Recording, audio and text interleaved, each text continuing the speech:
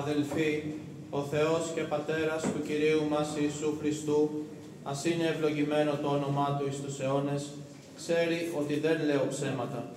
Στη Δαμασκό, ο διοικητής εκπρόσωπος του βασιλιά Αρέτα έβαλε φρουρού σε όλη την πόλη για να με συλλάβει.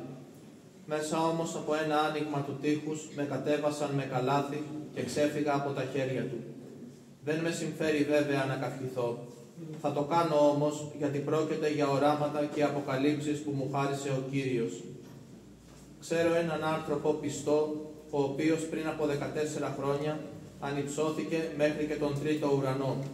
Δεν ξέρω αν ήταν με το σώμα του ή χωρίς το σώμα. Αυτό ο Θεός το ξέρει. Ξέρω ότι ο άνθρωπος αυτός ή ήταν με το σώμα ή χωρίς το σώμα, δεν το ξέρω, ο Θεός το ξέρει, μεταφέρθηκε ξαφνικά στον παράδεισο και άκουσε λόγια που δεν μπορεί ούτε επιτρέπεται να τα πει άνθρωπος. Για αυτόν τον άνθρωπο θα καυχηθώ. Για τον εαυτό μου όμως δεν θα καυχηθώ, παρά μόνο για τις ταλαιπωρίες μου. Άμα θελήσω λοιπόν να καυχηθώ, δεν θα φανώ ανόητος, γιατί θα πω την αλήθεια.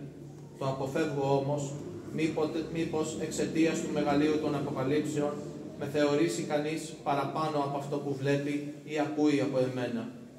Για να μην υπερηφανεύομαι όμως, ο Θεός μου έδωσε ένα αγκάθι στο σώμα μου, έναν υπηρέτη του σατανά να με ταλαιπωρεί, ώστε να μην υπερηφανεύομαι.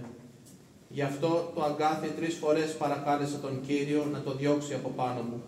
Η απάντησή του ήταν «Σου αρκεί η χάρις μου, γιατί η δύναμή μου φανερώνεται στην πληρότητά της μέσα σε αυτήν την αδυναμία σου». Με περισσότερη ευχαρίστηση λοιπόν θα καυχηθώ για τις ταλαιπωρίες μου, για να κατοικήσει μέσα μου η δύναμη του Χριστού.